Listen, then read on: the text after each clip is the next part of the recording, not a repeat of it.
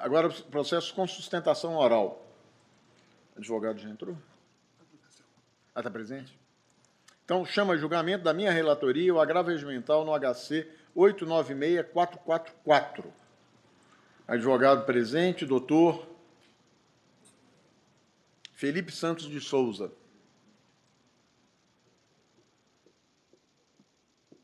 Doutor Felipe, tudo bem?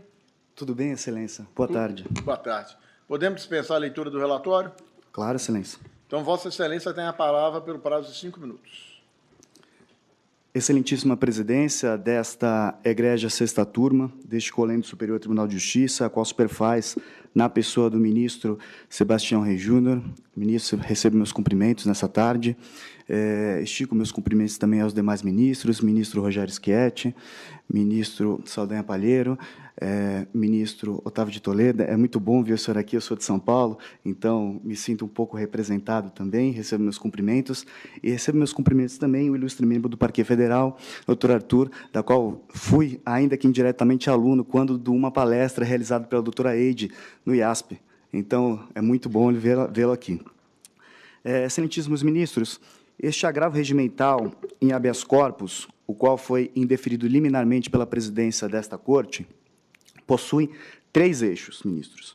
O primeiro eixo, de natureza cognitiva, a respeito da superação da súmula 691, diante da teratologia que se apresenta nas teses que consubstanciam os demais eixos, ministro. O segundo eixo que nós temos é referente à questão das nulidades.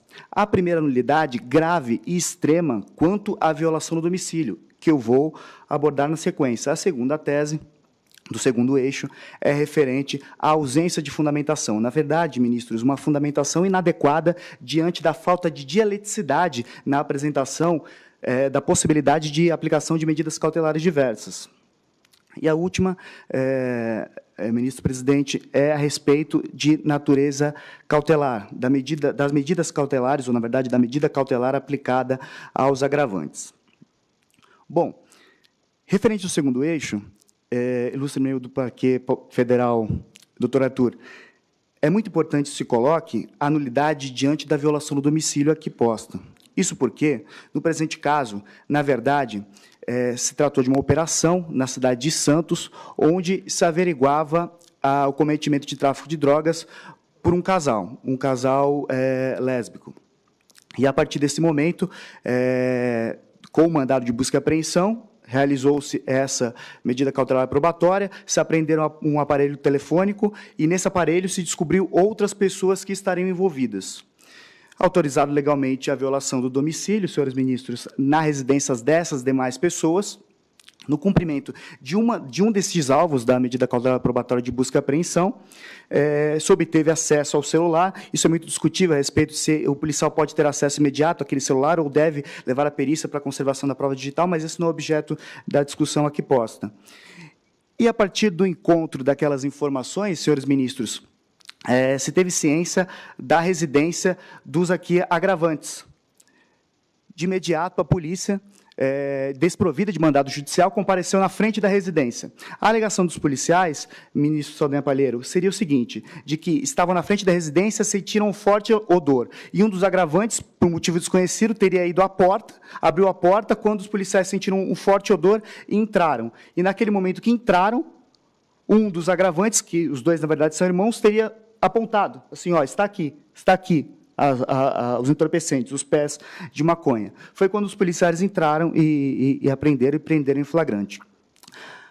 Esse seria, ministro Rogério Schietti, o contexto da dita violação do domicílio. Muito parece, senhores ministros, que as alegações trazidas pelos policiais nos depoimentos em sede policial objetivavam fundamentar a existência de um crime permanente, ainda que fosse, mas sem nenhum indício prévio, simplesmente para atestar a idoneidade e a legalidade dessa violação do domicílio.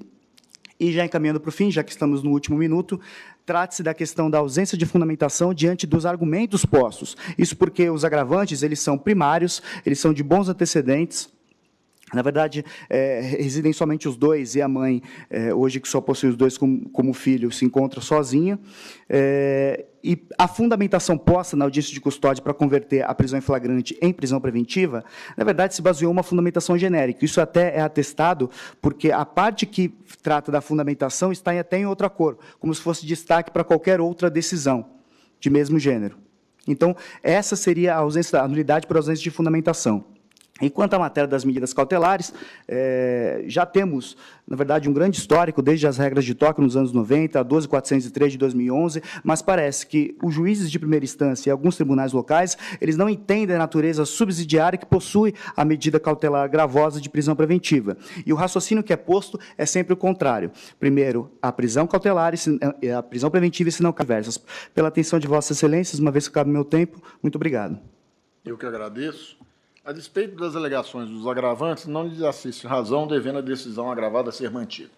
Reitera-se que as turmas integrantes da terceira sessão dessa Corte, na esteira do preceituado no enunciado da súmula 691 do Pretório Excelso, têm entendimento pacificado no sentido de não ser cabível a impetração de habeas corpus contra a decisão de relator em deferindo medida liminar em ação de igual natureza, ajuizada nos tribunais de segundo grau, salvo as hipóteses de inquestionável teratologia ou de ilegalidade manifesta. A relatora do prévio rito, ao avaliar o pedido, então, apresentado na origem, não só constatou a ausência de pressupostos autorizadores da medida liminar requerida, como também, sem adentrar no mérito do habeas corpus, enfrentou de forma fundamental as alegações da defesa. E nisso não há nenhum constrangimento legal. Ademais, ao decretar a prisão preventiva, disse o magistrado de piso o seguinte: é evidente que a prisão se deu com base em ampla investigação, documentada e fundamentada, merecendo total respeito do trabalho bem feito da Polícia Civil. O disque drogas assola a Baixada Santista e a grande quantidade de entorpecentes encontrada, uma verdadeira plantação de cannabis, evidencia serem os averiguados portadores de personalidade dotada de acentuada periculosidade, inexistindo qualquer prova de que a plantação fosse autorizada, especialmente em tão relevante quantidade, além de trazer indícios de seu envolvimento no crime organizado. A afastar em impugnação sumária o privilégio legal. Embora tecnicamente primários, os averiguados foram surpreendidos com quantidade elevada de entorpecente, sem justificativa plausível para tanto, lembrando que a primariedade, trabalho e residência fixa nada mais são do que obrigação de qualquer cidadão. Então, eu nego o provimento ao agravo regimental. Ministro Rogério Schietti. Presidente, eu inicialmente cumprimento o doutor Felipe Santos de Souza pela sua objetividade, tanto na sustentação oral quanto nos memoriais que me foram entregues, e em que se apontam as questões colocadas da tribuna e na impetração, e isso me levou a examinar o processo, especialmente a decisão de homologação da prisão em flagrante delito, para verificar a verossimilhança das alegações defensivas. E confesso que fiquei em dúvida quanto à dinâmica dos fatos, a afastar, portanto, a pretendida concessão da ordem, porque para vencermos o óbice da súmula 691 e concedermos uma ordem de habeas corpus a partir de uma liminar indeferida por desembargador de Tribunal de Justiça, é preciso que estejamos diante de uma situação fática muito evidente, né? E aqui me parece, pelo menos pela leitura do auto de prisão em flagrante e da homologação da prisão e conversão em prisão preventiva, que havia uma investigação prévia realizada pela Polícia Civil de Santos, diante da existência noticiada de uma organização criminosa, enfim, de um esquema de fornecimento de drogas, o que levou ao cumprimento de mandado de prisão, e, a partir daí, chegaram a outra residência onde se encontravam os recorrentes, né, os agravantes. E nesse sentido, a existência ou não de autorização para o ingresso e a própria natureza da substância, se a destinação da substância para consumo pessoal, como foi alegado, ou para fornecimento de drogas a terceiros, é algo que demanda uma certa investigação e a instrução criminal, que ainda, pelo que vi, não ocorreu. Então, não me parece ter havido, em princípio, ilegalidade. Havia justa causa para o ingresso no domicílio diante da situação narrada, que pode ser melhor aferida em juízo. E quanto à prisão preventiva, também a juíza fez uma análise ainda que sucinta do contexto fático a justificar, pelo menos em princípio, a manutenção da cautela. Então, com esses fundamentos, eu acompanho Vossa Excelência. Saldanha. Eu só faço uma ponderação aqui que a quantidade de plantas encontradas, aqui está falando em 7 plantas. A gente inferir tráfico com o plantio de 7 plantas, está certo que isso vai demandar investigação. Estufa com 7 plantas de cannabis, 3,380 kg. O peso não me assusta, porque depende se vai pesar só as folhas ou os galhos. Isso aí é uma alegação que as defesas normalmente se batem. Vossa Excelência consideraria a ordem para substituir a prisão? Eu substituiria a prisão um casal com uma mãe idosa. Eu não vejo como o cara vai traficar com 7 plantas. Pô. 7 plantas de maconha me parece muito mais voltado ao uso pessoal. São aqui.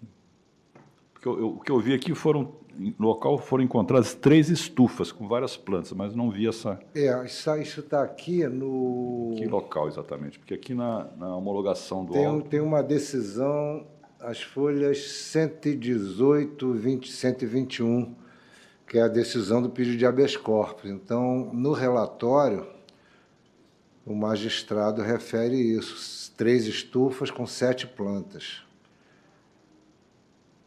Denega liminar, a relatora é a desembargadora Fátima Vilas Boas Cruz.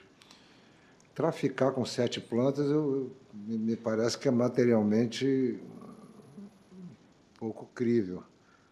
Então, é lógico, não estou considerando impropriedade da invasão, nada disso. Só não sei se é necessária a manutenção da prisão desse casal. Da minha parte, eu não me oponho à conversão, porque realmente eu não vi essa informação. Não estou localizando aqui. Aí, despacho de decisão, logo após o termo de distribuição e encaminhamento. Folhas 118 e 121. 118 não é 102, não é? 118 não é, não. 118 é decisão. 102. 102. 102, tá. 102, 113, está certo. Só...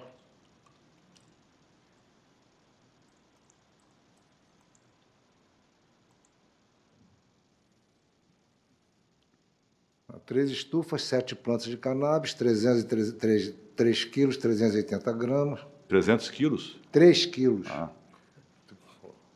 300 quilos por 7 plantas tem que ser. Bem adubado, por isso meu espanto, né? Bom, fica a ponderação. Se o colegiado assim entender. Confesso que eu não tinha atentado, mas eu acompanho, Vossa Excelência, essa quantidade, ou seja, existir na primariedade, pois é. Eu também entendo que é possível. Eu apenas cuidei de seguir os precedentes. Claro, claro. Se refere à súmula 691. Mas... Para superar, eu sei que é difícil, mas... exatamente. Na folha 113, no local, os policiais encontram 3 estufas com 7 plantas de cannabis, 3,380 gramas e uma balança. Exatamente. Né? Houve, inclusive, menção a um laudo, né, que autorizaria esse plantio, mas não foi exibido. Então... Bom, eu acho que nós podemos substituir isso por cautelares sem problema. Todos estão de acordo? O ministro Rissato? Não teve independentemente da discussão aí sobre o uso ou tráfico, se ele for primário e bons antecedentes, eu creio que cabe aí a substituição. Então,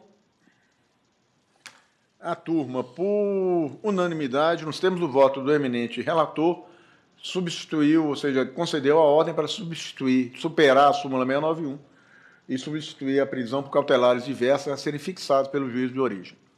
Excelências, muito obrigado pela competência e pela atenção de Vossas Excelências. Uma boa tarde de trabalho. É agravo regimental, né? Eu concedo de ofício, mais fácil. Nego provimento ao agravo regimental, mas concedo de ofício.